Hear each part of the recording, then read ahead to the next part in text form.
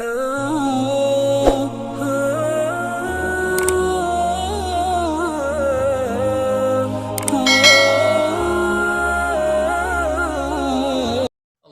صل علی محمد وعلی آل محمد وبارک وسلم۔ السلام علیکم ورحمۃ اللہ وبرکاتہ۔ میں ہوں محمد ارتضیٰ قاسمی اور آپ دیکھ رہے ہیں Irtaza Qasmi official YouTube channel.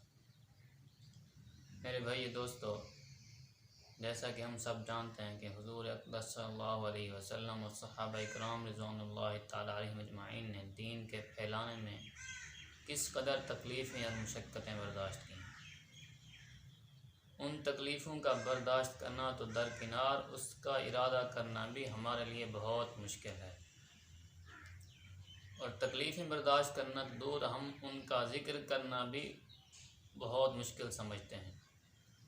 آج کی اس ویڈیو میں ہم صحابہ اکرام رضوان اللہ تعالیٰ علیہم اجمعین کے حیات و واقعات میں سے کچھ واقعات آپ کی خدمت میں پیش کریں گے، تو ویڈیو کو آخر تک دیکھتے رہیے، اور اگر آپ ہمارے اس چینل پر نئے ہیں تو چینل کو ضرور سبسکرائب کر لیں، اور ساتھ میں دیے گئے گھنٹی کے نشان کو بھی ضرور پریس کریں تاکہ ہماری نئی آنے والی ویڈیو آپ تک بر وقت پہنچ سکے۔ تو سب سے پہلے ہم حضرت بلال حبشی رضی اللہ تعالیٰ عنہ کے اسلام اور مصائب کا واقعہ پڑھیں گے، تو آئیے شروع کرتے ہیں۔ حضرت بلال حبشی رضی اللہ تعالیٰ عنہ کا اسلام اور مصائب۔ حضرت بلال حبشی رضی اللہ تعالیٰ عنہ مشہور صحابی ہیں جو مسجد نبوی کے ہمیشہ مؤذن رہے۔ شروع میں ایک کافر کے غلام تھے، اسلام لے آئے، جس کی وجہ سے طرح طرح کی تکلیفیں دیے جاتی تھی۔ امیہ بن خلف جو مسلمانوں کا سخت دشمن تھا، ان کو سخت گرمی میں دوپہر کے وقت تپتی ہوئی ریت پر سیدھا لٹا کر ان کے سینے پر پتھر کی بڑی چٹان رکھ دیتا تاکہ وہ حرکت نہ کر سکیں، اور کہتا تھا یا اس حال میں مر جائیں اور زندگی چاہیں تو اسلام سے ہٹ جائیں، مگر وہ اس حالت میں بھی احد احد کہتے تھے، یعنی معبود ایک ہی ہے۔ رات کو زنجیروں میں باندھ کر کوڑے لگائے جاتے، اور اگلے دن ان زخموں کو گرم زمین پر ڈال کر اور زیادہ زخمی کیا جاتا تاکہ بے قرار ہو کر اسلام سے پھر جائیں یا تڑپ تڑپ کر مر جائیں۔ عذاب دینے والے اکتا جاتے، کبھی ابو جہل کا نمبر آتا، کبھی امیہ بن خلف کا، کبھی اوروں کا، اور ہر شخص اس کی کوشش کرتا کہ تکلیف دینے میں زور ختم کر دے۔ حضرت ابوبکر صدیق رضی اللہ تعالی عنہ نے اس حالت میں دیکھا تو ان کو خرید کر آزاد فرمایا۔ فائدہ: چونکہ عرب کے بت پرست اپنے بتوں کو بھی معبود کہتے تھے، اس لیے ان کے مقابلے میں اسلام کی تعلیم توحید کی تھی، جس کی وجہ سے حضرت بلال رضی اللہ تعالی عنہ کی زبان پر ایک ہی کا ورد تھا۔ یہ تعلق اور عشق کی بات ہے۔ ہم جھوٹی محبتوں میں دیکھتے ہیں کہ جس سے محبت ہو جاتی ہے اس کا نام لینے میں لطف آتا ہے، بے فائدہ اس کو رٹا جاتا ہے، تو اللہ کی محبت کا کیا کہنا جو دین اور دنیا میں دونوں جگہ کام آنے والی ہے۔ یہی وجہ ہے کہ حضرت بلال رضی اللہ تعالیٰ عنہ کو ہر طرح سے ستایا جاتا تھا، سخت سے سخت تکلیفیں پہنچائی جاتی تھی، مکہ کے لڑکوں کے حوالے کر دیا جاتا کہ وہ ان کو گلی کوچوں میں چکر دیتے پھریں، اور یہ تھے کہ ایک ہی کی رٹ لگاتے تھے۔ اسی کا یہ صلہ ملا کہ پھر حضور صلی اللہ علیہ وسلم کے دربار میں مؤذن بنے، اور سفر حضر میں ہمیشہ اذان کی خدمت ان کے سپرد ہوئی۔ حضور صلی اللہ علیہ وسلم کے وصال کے بعد مدینہ طیبہ میں رہنا اور حضور صلی اللہ علیہ وسلم کی جگہ کو خالی دیکھنا مشکل ہو گیا، اس لیے ارادہ کیا کہ اپنی زندگی کے جو دن ہیں جہاد میں گزار دوں، اس لیے جہاد میں شرکت کی نیت سے چل دیے۔ ایک عرصہ تک مدینہ منورہ لوٹ کر نہیں آئے۔ ایک مرتبہ حضور صلی اللہ علیہ وسلم کی خواب میں زیارت کی۔ حضور صلی اللہ علیہ وسلم نے فرمایا، یہ کیا ظلم ہے، ہمارے پاس کبھی نہیں آتے، تو آنکھ کھلنے پر مدینہ طیبہ حاضر ہوئے۔ حضرت حسن حسین رضی اللہ تعالیٰ عنہ نے اذان کی فرمائش کی۔ لاڈلوں کی فرمائش ایسی نہیں تھی کہ انکار کی گنجائش ہوتی۔ اذان کہنا شروع کی اور مدینہ میں حضور صلی اللہ علیہ وسلم کے زمانے کی اذان کانوں میں پڑھ کر کوہرام مچ گیا۔ عورتیں تک روتی ہوئی گھر سے نکل پڑیں۔ چند روز قیام کے بعد واپس ہوئے اور سن 60 ہجری کے قریب دمشق میں وصال ہوا۔ یہ تھے حضرت بلال حبشی رضی اللہ تعالیٰ عنہ، جو حبشی النسل غلام ابن غلام تھے، مگر اسلام اور حضرت محمد صلی اللہ علیہ وسلم کے ساتھ عشق نے انہیں دنیا پر حکومت کرنے والوں کا سردار بنا دیا۔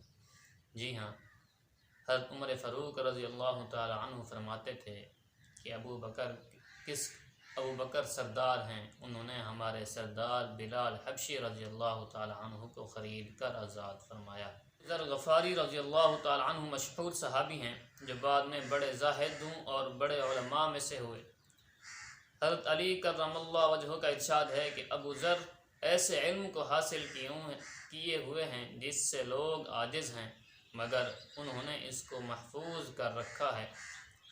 جب ان کو حضور اقدس صلی اللہ علیہ وسلم کی نبوت کی پہل خبر پہنچی تو انہوں نے اپنے بھائی کو حالات کی تحقیق کے واسطے مکہ بھیجا کہ جو شخص یہ دعویٰ کرتا ہے میرے پاس وحی آتی ہے اور آسمان کی خبریں آتی ہیں، اس کے حالات معلوم کریں اور اس کے کلام کو غور سے سنیں۔ وہ مکہ مکرمہ آئے اور حالات معلوم کرنے کے بعد اپنے بھائی سے جا کر کہا، میں نے ان کو اچھی عادتوں اور عمدہ اخلاق کا حکم کرتے دیکھا اور ایسا کلام سنا جو نہ شاعر ہے نہ کاہنوں کا کلام ہے۔ ابو ذر رضی اللہ تعالی عنہ کی اس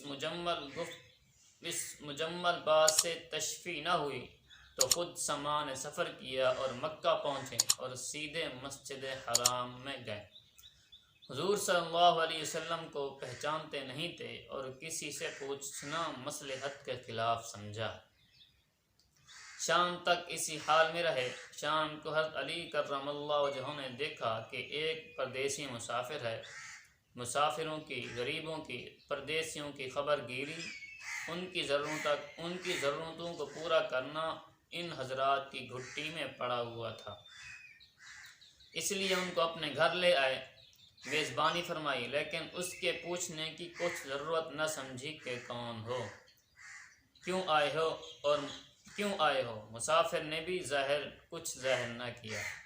صبح کو پھر مسجد میں آ گئے اور دن بھر اسی حال میں گزارا کہ خود پتہ نہ چلا اور دریافت کسی سے کیا نہیں۔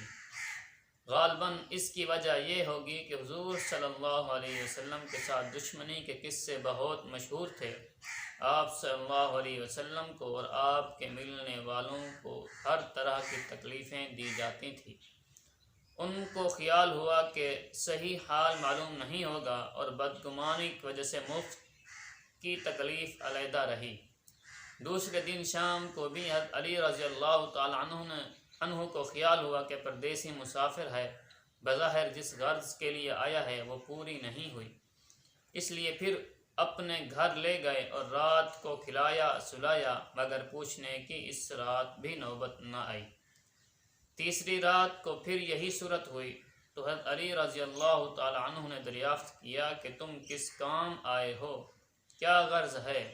تو حضرت ابو ذر رضی اللہ تعالی عنہ نے اول ان کو قسم اور عہد و پیمان دیے اس بات کے کہ وہ صحیح بتائیں، اس کے بعد اپنی غرض بتلائی۔ حضرت علی کرم اللہ وجہہ نے فرمایا کہ وہ بے شک اللہ کے رسول ہیں اور صبح کو جب میں جاؤں تو تم میرے ساتھ چلنا، میں وہاں تک پہنچا دوں گا، لیکن مخالفت کا زور ہے، اس لیے راستے میں اگر مجھے کوئی شخص ایسا ملا جس سے میرے ساتھ چلنے کی وجہ تم پر کوئی اندیشہ ہو تو میں پیشاب کرنے لگوں گا یا اپنا جوتا درست کرنے لگوں گا، تم سیدھے چلے چلنا، میرے ساتھ ٹھہرنا نہیں، جس کی وجہ سے تمہارا میرے ساتھ ہونا معلوم نہ ہو۔ وہاں جا کر بات چیت ہوئی، اسی وقت مسلمان ہو گئے۔ حضور اقدس صلی اللہ علیہ وسلم نے ان کو حضور اقدس صلی اللہ علیہ وسلم نے ان کی تکلیف کے خیال سے فرمایا کہ اپنے اسلام کو ابھی ظاہر نہ کرنا، چپکے سے اپنے قوم میں چلے جاؤ، جب ہمارا غلبہ ہو جائے اس وقت چلے آنا۔ انہوں نے عرض کیا، یا رسول اللہ، اس ذات کی قسم جس کے قبضے میں میری جان ہے کہ اس کلمہ توحید کو ان بے ایمانوں کے بیچ میں چلا کے پڑھوں گا۔ چنانچہ اس وقت مسجد حرام میں تشریف لے گئے اور بلند آواز سے اشہد ان لا الہ الا اللہ و اشہد ان محمد رسول اللہ پڑھا۔ پھر کیا تھا، چاروں طرف سے لوگ اٹھے اور اس قدر مارا کہ زخمی کر دیا، مرنے کے قریب ہو گئے۔ اللہ اکبر۔ حضور صلی اللہ علیہ وسلم کے چچا حضرت عباس رضی اللہ تعالی عنہ، جو اس وقت مسلمان بھی نہیں ہوئے تھے، ان کے اوپر بچانے کے لیے لیٹ گئے اور لوگوں سے کہا کہ کیا ظلم کرتے ہو؟ یہ شخص قبیلہ غفار کا ہے اور یہ قبیلہ ملک شام کے راستے میں پڑتا ہے۔ تم ہر تجارت وغیرہ سب ملک شام کے ساتھ ہے۔ اگر یہ مر گیا تو شام کا جانا آنا بند ہو جائے گا۔ اس پر ان لوگوں کو بھی خیال ہوا کہ ملک شام سے ساری ضرورتیں پوری ہوتی ہیں، وہاں کا راستہ بند ہو جانا مصیبت ہے، اس لیے ان کو چھوڑ دیا۔ دوسرے دن پھر اسی طرح انہوں نے جا کر بآواز بلند کلمہ پڑھا اور لوگ اس کلمہ کے سننے کی تاب نہ لا سکتے تھے، اس لیے ان پر ٹوٹ پڑے۔ دوسرے دن بھی حضرت عباس رضی اللہ تعالی عنہ نے اسی طرح ان کو سمجھا کر ہٹایا کہ تمہاری تجارت کا راستہ بند ہو جائے گا۔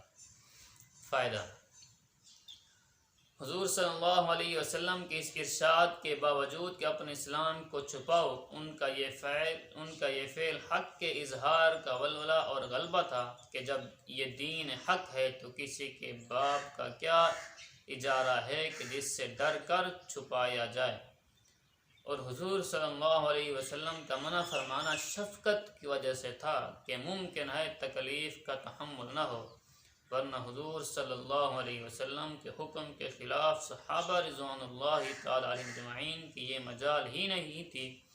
مجال ہی نہ تھی۔ چنانچہ اس کا کچھ نمونہ مستقل باب میں آ رہا ہے۔ چونکہ حضور اقدس صلی اللہ علیہ وسلم خود ہی دین کے پھیلانے میں ہر قسم کی تکلیفیں برداشت فرما رہے تھے، اس لیے حضرت ابو ذر رضی اللہ تعالی عنہ نے سہولت پر عمل کی بجائے حضور صلی اللہ علیہ وسلم کے اتباع کو ترجیح دی۔ یہی ایک چیز تھی کہ جس کی وجہ سے ہر قسم کی ترقی دینی و دنیاوی صحابہ کرام رضوان اللہ تعالی عنہم اجمعین کے قدم چوم رہی تھی، اور ہر میدان ان کے قبضے میں تھا کہ جو شخص بھی ایک مرتبہ کلمہ شہادت پڑھ کر اسلام کے جھنڈے کے نیچے آ جاتا تھا، بڑی سے بڑی قوت بھی اس کو روک نہ سکتی تھی، اور نہ بڑے سے بڑا ظلم اس کو دین کی اشاعت سے ہٹا سکتا تھا۔ حضرت خباب بن الارت رضی اللہ تعالی عنہ کی تکلیفیں۔ حضرت خباب بن الارت رضی اللہ تعالی عنہ بھی انہی مبارک ہستیوں میں ہیں جنہوں نے امتحان کے لیے اپنے آپ کو پیش کیا تھا اور اللہ کے راستے میں سخت سے سخت تکلیفیں برداشت تھیں۔ شروع ہی میں 5-6 آدمیوں کے بعد مسلمان ہو گئے تھے، اس لیے بہت زمانہ تکلیفیں اٹھائیں۔ لوہے کی زرہ پہنا کر ان کو دھوپ میں ڈال دیا جاتا، جس سے گرمی اور تپش کی وجہ سے پسینوں پر پسینے بہتے رہتے تھے۔ اکثر اوقات بالکل سیدھا گرم ریت پر لٹا دیا جاتا، جس کی وجہ سے کمر کا گوشت تک گل کر گر گیا تھا۔ یہ ایک عورت کے غلام تھے، اس کو خبر پہنچی کہ حضور اقدس صلی اللہ علیہ وسلم سے ملتے ہیں تو اس کی سزا میں لوہے کو گرم کر کے ان کے سر کو اس سے داغ دیتی تھی۔ حضرت عمر رضی اللہ تعالی عنہ نے ایک مرتبہ عرصہ کے بعد اپنے زمانہ خلافت میں حضرت خباب رضی اللہ تعالی عنہ سے ان تکلیف کی تفصیل پوچھی جو ان کو پہنچائی گئیں، تو انہوں نے عرض کیا کہ میری کمر دیکھیں۔ حضرت عمر رضی اللہ تعالی عنہ نے کمر دیکھ کر فرمایا کہ ایسی کمر تو کسی کی دیکھی ہی نہیں۔ انہوں نے عرض کیا کہ مجھے آگ کے انگاروں پر ڈال کر گھسیٹا گیا۔ اللہ، میری کمر کی چربی اور خون سے وہ آگ بجھی۔ ان حالات کے باوجود جب اسلام کو ترقی ہوئی اور فتوحات کا دروازہ کھلا تو اس پر رویا کرتے تھے کہ خدا نخواستہ ہماری تکلیف کا بدلہ کہیں دنیا ہی میں تو نہیں مل گیا۔ حضرت خباب رضی اللہ تعالیٰ عنہ کہتے ہیں کہ ایک مرتبہ حضور اقدس صلی اللہ علیہ وسلم نے خلاف عادت بہت ہی لمبی نماز پڑھی۔ صحابہ رضوان اللہ تعالیٰ علیہم اجمعین نے اس کے متعلق عرض کیا تو حضور صلی اللہ علیہ وسلم نے فرمایا کہ یہ رغبت و ڈر کی نماز تھی۔ میں نے یہ دعا کی کہ میری ساری امت قحط سے ہلاک نہ ہو جائے، یہ قبول ہوئی، اور ایک کو انکار فرما دیا۔ میں نے یہ دعا کی کہ میری ساری امت قحط سے ہلاک نہ ہو جائے، یہ قبول ہو گئی، اور دوسری یہ دعا کی کہ ان پر کوئی ایسا دشمن مسلط نہ ہو جو ان کو بالکل مٹا دے، یہ بھی قبول ہو گئی، اور تیسری یہ دعا کی کہ ان میں آپس میں لڑائی جھگڑے نہ ہوں، یہ بات منظور نہیں ہوئی۔ حضرت خباب رضی اللہ تعالیٰ عنہ کا انتقال 37 ہجری میں ہوا اور کوفہ میں سب سے پہلے صحابی یہی دفن ہوئے۔ ان کے انتقال کے بعد علی کرم اللہ وجہہ کا گزر ان کی قبر پر ہوا تو ارشاد فرمایا، اللہ خباب رضی اللہ تعالی عنہ پر رحم فرمائے، اپنی رغبت سے مسلمان ہوا اور خوشی سے ہجرت کی اور جہاد میں زندگی گزار دی اور مصیبتیں برداشت کی۔ مبارک ہیں وہ شخص جو قیامت کو یاد رکھے اور حساب کتاب کی تیاری کرے اور گزارا کے قابل مال پر قناعت کرے اور اپنے مولا کو راضی کر لے۔ اسد الغابہ۔ فائدہ: حقیقت میں مولا کو راضی کر لینا انہی لوگوں کا حصہ تھا، ان کی زندگی کا ہر کام مولا ہی کی رضا کے واسطے تھا۔ بس میرے بھائی دوستو بزرگو، اللہ رب العزت کی ذات سے دعا ہے اللہ رب العزت ہمیں حضور اقدس صلی اللہ علیہ وسلم اور صحابہ اکرام رضوان اللہ تعالی علیہم اجمعین پر نقش قدم پر چلنے کی توفیق عطا فرمائے۔ آمین آمین۔ السلام علیکم ورحمۃ اللہ وبرکاتہ۔